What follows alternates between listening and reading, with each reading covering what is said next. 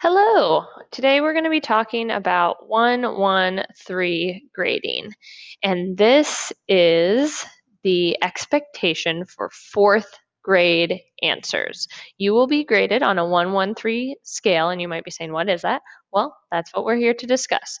But this system will ensure that your fourth grade answers are of high caliber, really thoughtfully done, and uh, living up to these grading expectations will set you up well for fourth grade. It will set you up well for fifth grade, for middle school, for high school, for college, and beyond, because you will be a thorough comprehension question answerer. Let's get started. The 113 grading process is used when assessing written answers such as reading comprehension questions or short essay assignments. There are three criteria used in this system. So the criteria are listed below. I actually want you to please pause the video and read these in your head.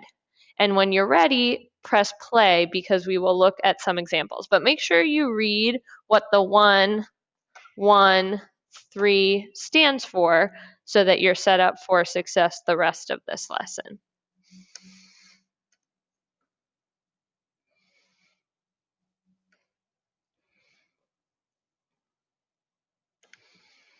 By now, if you've played it again, you've had a chance to read over what 113 means.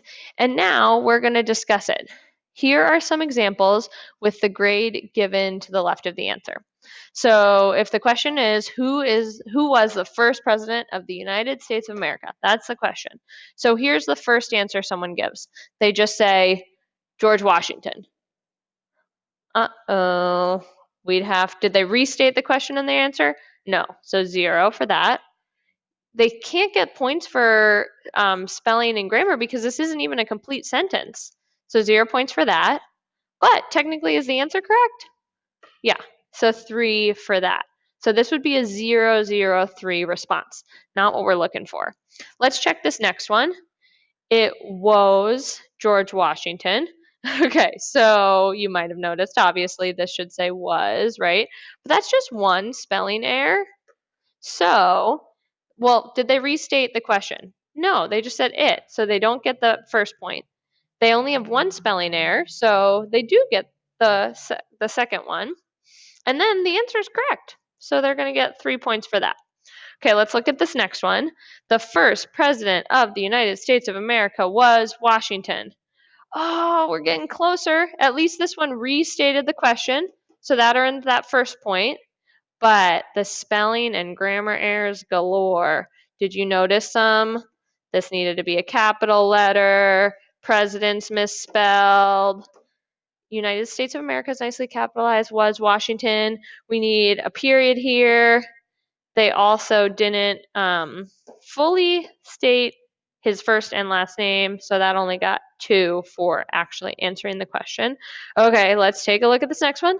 The first president of the United States of America was Thomas Jefferson. And they do get the points for restating the question and using correct spelling and grammar. However, 0 out of 3 for the actual answer. And finally, drum roll please. The first president of the United States of America was George Washington, period. That is a 113 full credit answer. That's what we're going for. Now let's look at an example you can relate to.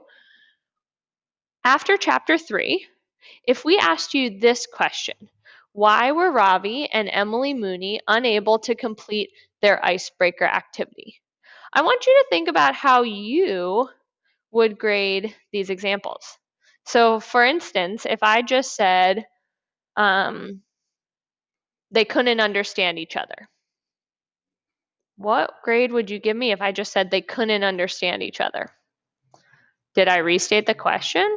No. So that would have gotten me a 0, right?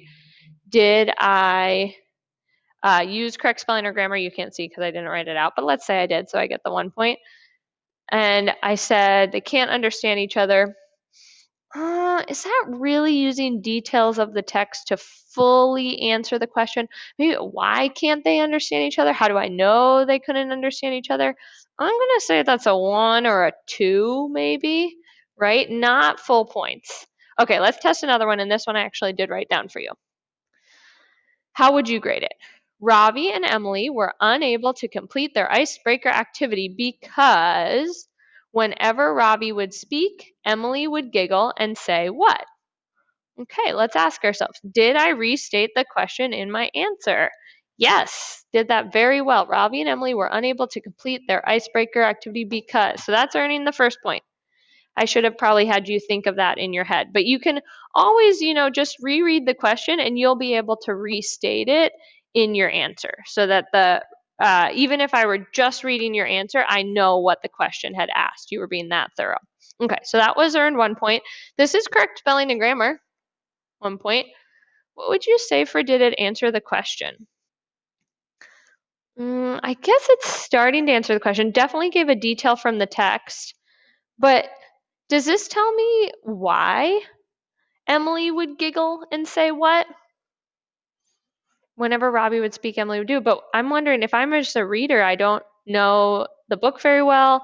I don't understand where this is coming from at all. I don't fully understand why she's doing this, how that would prevent them from completing their icebreaker activity.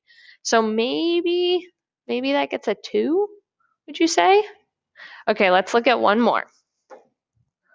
Ravi and Emily were unable to complete their icebreaker activity because whenever Ravi would speak, Emily would giggle and say what? She seemed to have a hard time understanding his English, so it was difficult for them to talk. Ta-da! What do you think about this one? That sounds like a really complete 1, 1, 3 answer. Restated, correct spelling and grammar, and details from the text to fully answer the question. Anyone reading this would be able to understand that this student clearly understood the text and took time and care in writing this response. So now your goal is to always shoot for a full 1, 1, 3 response to earn all those points. You'll get a chance after you read the next chapters. We know you can do it. Good luck.